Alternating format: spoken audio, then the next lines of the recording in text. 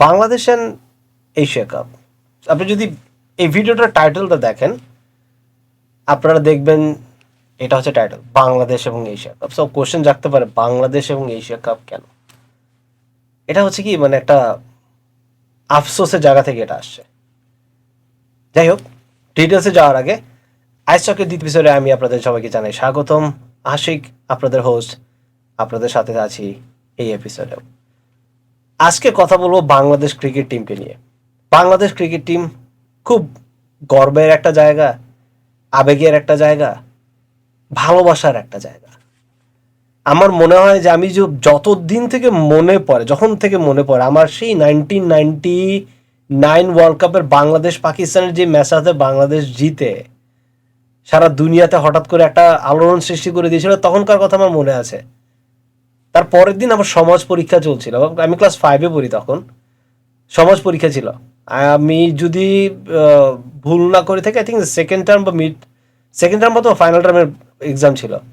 আমার মেজো মামা রুমে ঢুকে আমাকে বলল যে পরীক্ষা আরও দিতে পারবা, এই খেলা এসে দেখো। ওই যে শুরু বাংলাদেশ ক্রিকেট নিয়ে। তারপর তো মনে করেন যে আসলে বাংলাদেশ ক্রিকেট আমাদেরকে যত ভালোবাসা দিছে, যতটা আবেগ, যতটা খুশি দিছে, তার চেয়ে বেশি ডিসঅ্যাপয়েন্টমেন্ট দিছে, তার চেয়ে বেশি ধাক্কা দিছে।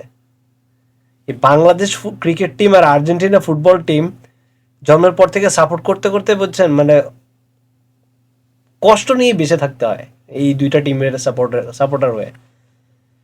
যাই হোক, সেটা আবার অন্য আলোচনা, সেটাতে যে অন্য কোনো এক সময় যাব। আজকে কথা বলবো বাংলাদেশ এবং এশিয়া কাপে বাংলাদেশের সম্ভাবনা নিয়ে। এগেন, যে শুরুতে যেটা বলছিলাম যে বাংলাদেশ এবং এশিয়া কাপ, ওটা কেন বললাম? সো বাংলাদেশ এবং এশিয়া কাপটা বলাটার রিজনটা আমি আপনাকে বলি কেন। কারণটা হচ্ছে কি, যে দেখেন, বাংলাদেশ আজ পর্যন্ত কোনো গ্লোবাল টুর্নামেন্ট জিততে পারেনি। Bangladesh national team, Bangladesh women team already Asia cup জিতেছে, ঠিক আছে। বাংলাদেশ আন্ডার 19 টিম এশিয়া কাপও জিতেছে, বাংলাদেশ আন্ডার 19 টিম ওয়ার্ল্ড কাপও জিতেছে। কিন্তু বাংলাদেশ যে টিমটা আছে, বাংলাদেশ টিম এখন পর্যন্ত কোনো কিছু জিততে পারেনি।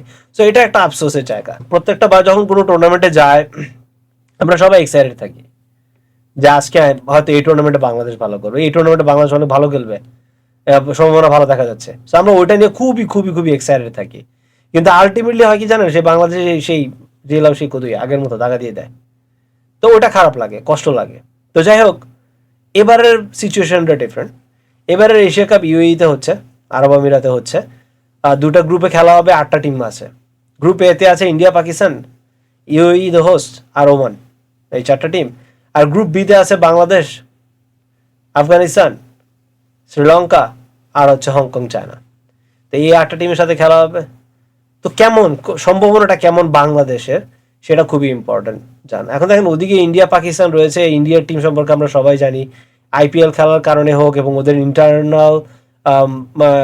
ইন্টারনাল ডোমেস্টিক স্ট্রাকচার এত স্ট্রং এখন, যে ওদের টিমকে নিয়ে কথা বলাটা আমাদের এখন মনে হয় না আসলে সাজে। নেগেটিভ পজিটিভ কোনোটাকে করার ক্ষমতা আমাদের নাই। এরা আসলে এখন অন্য লেভেলে চলে গেছে। Pakistan is being unpredictable.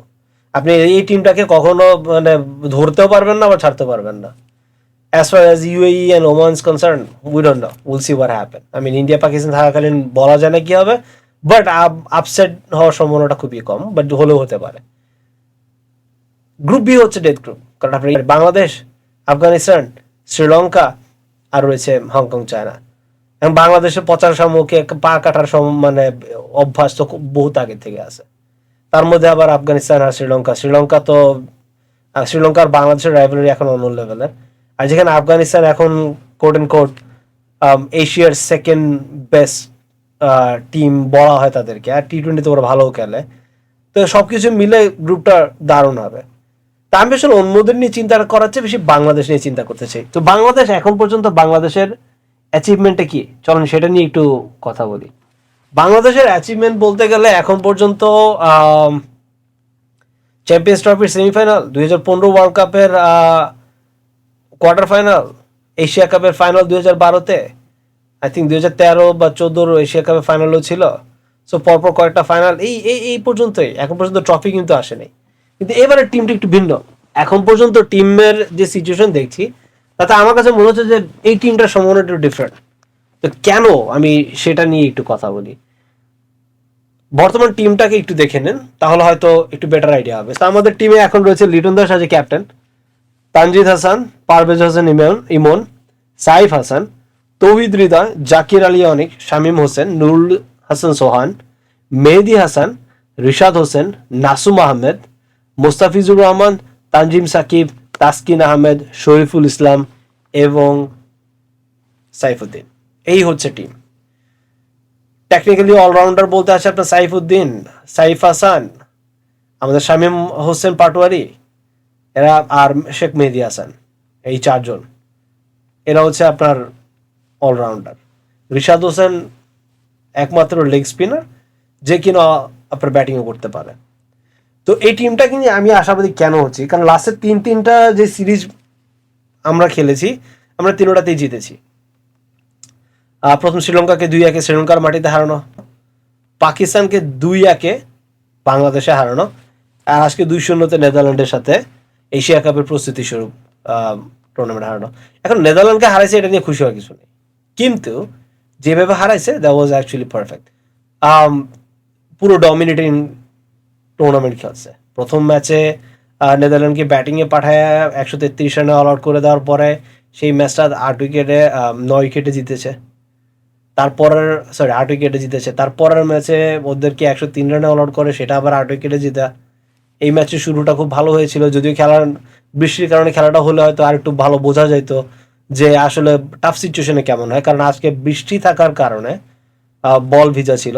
So batting ওরা ভালো করছিল, সো ব্যাটিং ভালো করেছে, বাট আবার যে খুব বেশি ভালো করেছে তাও না। ওদের স্পিনার একটা সময় খেলার কন্ট্রোল নিয়ে নিয়েছিল, স্পেশালি প্রথম ব্রেকের পরে। তো এখন দেখা যাবে যে পরের ম্যাচে কি হয়। আর এখানে আফসোসের বিষয়ে যে নাই তা না, বাট পজিটিভলি দেখতে চাই যে নেদারল্যান্ড আসছে, নেদারল্যান্ডের সাথে দিচ্ছে, কি হয়ে গেছে ভাই। ওটার চেয়ে বড় কথা হচ্ছে যে নেদারল্যান্ড যে টিমটা আছে, এই টিমটাকে কিভাবে তারা হারাইছে, ওটা হচ্ছে সবচেয়ে বড় কথা। কারণ ডমিনেটিং ক্রিকেট খেলে হারাইছে, দ্যাটস দ্য ইম্পর্টেন্ট পার্ট। এবং তার আগে পাকিস্তানকে হারাইছে 2-1, তার আগে শ্রীলঙ্কাকে হারাইছে। So we have to take all of this, right, all those information in one plate. টিমটা ভালো লাগতেছে, young team, most of this player are hungry and they want to do their work. এবং মজার বিষয় হচ্ছে কি, এই টিমটাতে ম্যাক্সিমাম প্লেয়ারগুলো না সেই আন্ডার-19 ওয়ার্ল্ড কাপ জিতা টিমের সদস্য। তানজিদ হাসান, পারভেজ হোসেন ইমন, তৌহিদ হৃদয়, শামীম হোসেন পাটোয়ারি, তারপরে তানজিম হাসান সাকিব, শরীফুল ইসলাম, এরা কিন্তু সেই টিমের সদস্য। সো বোলিং ডিপার্টমেন্টটা আমার খুবই ভালো লাগে। তাসকিন, মুস্তাফিজ এবং এদের সাথে নর্মালি ঈদের শরীফুল অথবা তানজিম হোসেন সাকিব শুরু করে। শেখ মাহিদি প্রত্যেক ম্যাচেই খেলছে। অল্টারনেটিভ হিসেবে কখনো সাইফুদ্দিন আসে অথবা নাসুম আহমেদ আসছে। সো টিমটা ব্যালেন্স। রিশাদকে রাখা হয় প্রয়োজনে। আর ব্যাটিং অর্ডারটা ইম্পর্টেন্ট, বিকজ তানজিদ হোসেন তামিম ভালো ফর্মে আছে এখন, এবং তার সাথে পারভেজ হোসেন ইমনের হাতে যথেষ্ট পাওয়ার আছে। সাইফা হাসানকে আমি শিওর ছিলাম না যে কেন টিমে নেওয়া হয়েছে, বাট নেদারল্যান্ডের সাথে খেলা দেখার পর আমি লাইক ওকে, না, I mean he does have good power. So ওর খেলা দেখার পরে I was convinced that he is actually a good choice for the team. But সবচেয়ে ইম্পর্টেন্ট বিষয় হচ্ছে আমাদের ক্যাপ্টেন লিটন কুমার দাস, রাইট? লিটন কুমার দাসের ব্যাটিং নিয়ে আমার মনে হয় না কারো কোনো সন্দেহ আছে, কারো কোনো সন্দেহ থাকা উচিতই না। ও যখন ব্যাটিং করে এটা পুরো একটা কারুকার্য, মানে মনে হচ্ছে কেউ তুলি দিয়ে ছবি আঁকতেছে, স্ট্যাট বিউটিফুল। কিন্তু ও যখন অফ ফর্মে থাকে খুবই বাজে দেখা যায়। কিন্তু ক্যাপ্টেন হওয়ার পর আজকে যখন ওর প্রেস কনফারেন্সের কথাগুলো শুনছিলাম, ও তখন বলছিল যে সবাই যখন ভালো খেলে আমার ক্যাপ্টেন হিসেবে দায়িত্ব যে আমি lead from the front, and that's what he is doing right now. এই টুর্নামেন্টে এই 3 ম্যাচে 174 এর মতো মনে করেছে, and that's why he was the player of the tournament. But batting দেখে খুব ভালো লাগছে, আই মিন বিধ্বংসী ব্যাটিং, বিধ্বংসী বাট খুবই সুন্দর। সো এর batting middle order is very very powerful. I mean we have Tauhid Hriday, যদিও off form আছে, but form is temporary, class is permanent. So Tauhid Hridayকে নিয়ে সন্দেহ করার কোনো মানেই হয় না। তারপরে শামীম হোসেন, বাংলাদেশের 360, he's been doing such a good job lately. এখন একটু কম্পিটিশন বেড়ে গেছে, সো দেখা যাবে যে মানে ফিনিশার হিসেবে কে আসে? নুরুল হোসেন সোহান আসবে, শামীম পাটোয়ারি আসবে, না আমাদের জাকির হাসান অনিক আসবে? জাকির হাসান অনিক বাংলাদেশ টিমের জন্য এখন একটা ইন্ট্রিগাল পার্ট। এই ভদ্রলোক ভেরি পাওয়ারফুল একটা পার্সন। আই মিন, এ যেভাবে শট খেলতে পারে আমি বাংলাদেশে এর আগে কাউকে এইভাবে শট খেলতে দেখিনি। বিগ বিগ সিক্স, বড় বড় ছক্কা মারার জন্য মাহির এই ভদ্রলোক। সো তার সাথে সে থাকতেছে। কোশ্চেন হচ্ছে তার সাথে কি আসবে? সোহান আসবে না শামীম হোসেন পাটোয়ারি আসবে? আমার যেটা মনে হচ্ছে যে টিমটা যেভাবে সাজানো হয়েছে, প্রত্যেকটা ম্যাচের বুঝে বুঝে টিমকে গোছানো হবে। And this, I mean, I like that fact about our team right now, যে আমরা প্রয়োজন মতো আমরা টিম চেঞ্জ করতে পারতেছি। বোলিং ডিপার্টমেন্ট খুবই স্ট্রং। মোস্তাফিজের মতো একজন ভেটারান টি-20 পারফর্মার আছে, তাসকিন আহমেদের মতো ভেটারান টি-20 পারফর্মার আছে। আমি শেখ মাহাদি হাসান আপনার যেভাবেই বলেন না কেন, হি ইজ এ পারফর্মার। সে যে কোনো মুহূর্তে খেলা ঘুরায় দেওয়ার সম্ভাবনা রাখে, এবং এরপরে মানে পিছন থেকে সাপোর্ট দেওয়ার মতো লোকের অভাব নেই এখন। আপনার রিশাদ হোসেন আছে যে কিনা লেগ স্পিন দিয়ে ভেলকি দেখাতে পারবে, সেখানে নাসুম আহমেদ আছে, সেখানে আবার আমাদের সাইফ হাসানও বল করতে পারে, শামীম পাটোয়ারিও বল করতে পারে। So this is a good combination of group that can actually cause a chaos in টি-20 এশিয়া কাপ। সবচেয়ে বড় কথাটা হচ্ছে যে এই টিমটা, ছোট মুখে অনেক বড় একটা কথা হয়ে যাবে, বাট এই টিমটা, আর্জেন্টিনার যে টিমটা 2021-এ কোপা আমেরিকা এবং 2022-এ ওয়ার্ল্ড কাপ দিচ্ছে না, সেই টিমটার ভাইবটা দিচ্ছে আমাকে একটু। না আমি বেশি বলতে পারি, বাট সেই টিমটার ভাইবটা দিচ্ছে। একটা মানুষকে মিস করতেছে এই টিমটাতে, সেটা হচ্ছে সাকিব আল হাসান। আমার কাছে কেন যেন মানে সাকিব ভাই যদি থাকতো না, this could B A so much more dangerous team. Bangladesh টিমকে বেস্ট অফ লাক এই এশিয়া কাপের জন্য। শুরু হচ্ছে ভেরি সুন, এবং আমি আশা করি এবার বাংলাদেশ এশিয়া কাপের ভালো একটা রেজাল্ট করুক, এবং আর কিছু না হলো অ্যাটলিস্ট ফাইনাল পর্যন্ত খেলুক। চ্যাম্পিয়ন হতে বললে তো কথাই নেই। Thank you very much, hope to see you again for the next episode.